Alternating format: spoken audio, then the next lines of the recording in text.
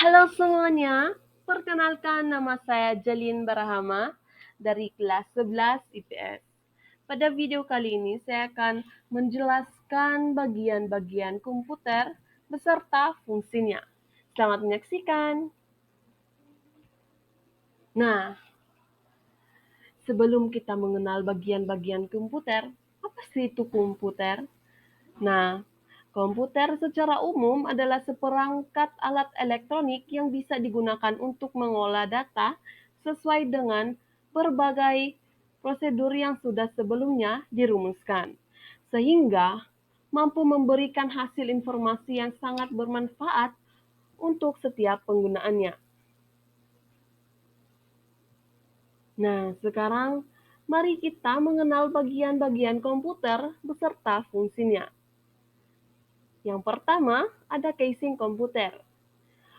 Fungsi utama dari casing PC yaitu untuk melindungi komponen yang ada dalam komputer. Casing PC juga bisa disebut sebagai rumah dari hardware komputer, hard disk, DVD-ROM, serta perangkat komputer yang lainnya. Dan selanjutnya ada power supply.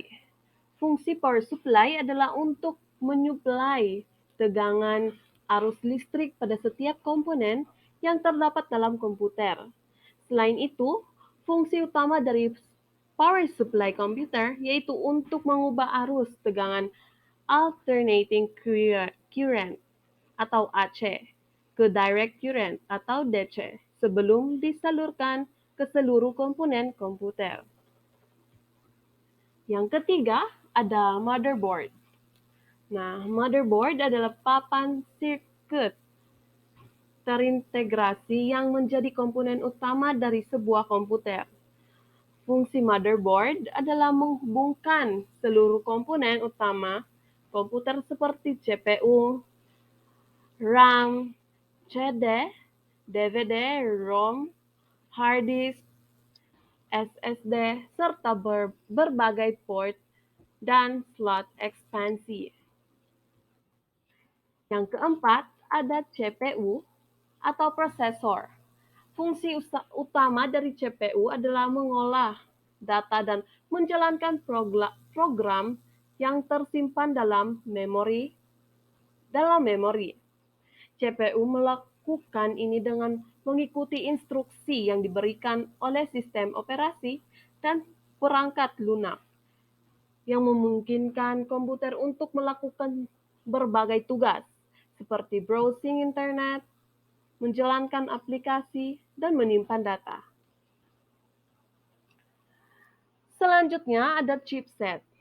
Nah, chipset fungsinya adalah sebagai penghubung komunikasi antara CPU dan komponen komputer lain seperti RAM. Dan selanjutnya ada RAM atau memori. RAM adalah perangkat di komputer atau gadget yang dapat dengan cepat mengakses penyimpanan acak. Terkadang, RAM juga disebut memori utama dalam suatu perangkat karena kemungkinan akses RAM ke data secara acak, data dapat ditampilkan lebih cepat. Dan selanjutnya ada kartu grafis. Kartu grafis merupakan ekspansi slot dalam komponen komputer yang mempunyai fungsi untuk memproses dan menampilkan gambar melalui monitor. Selanjutnya ada ROM.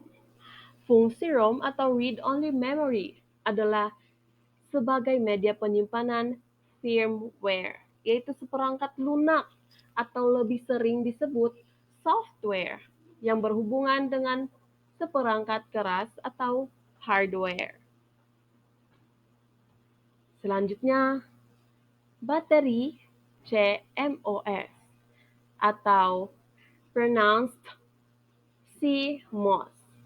Nah, fungsi utama dari bateri CMOS atau pronounced CMOS komputer yaitu menyimpan pengaturan atau konfigurasi pada BIOS.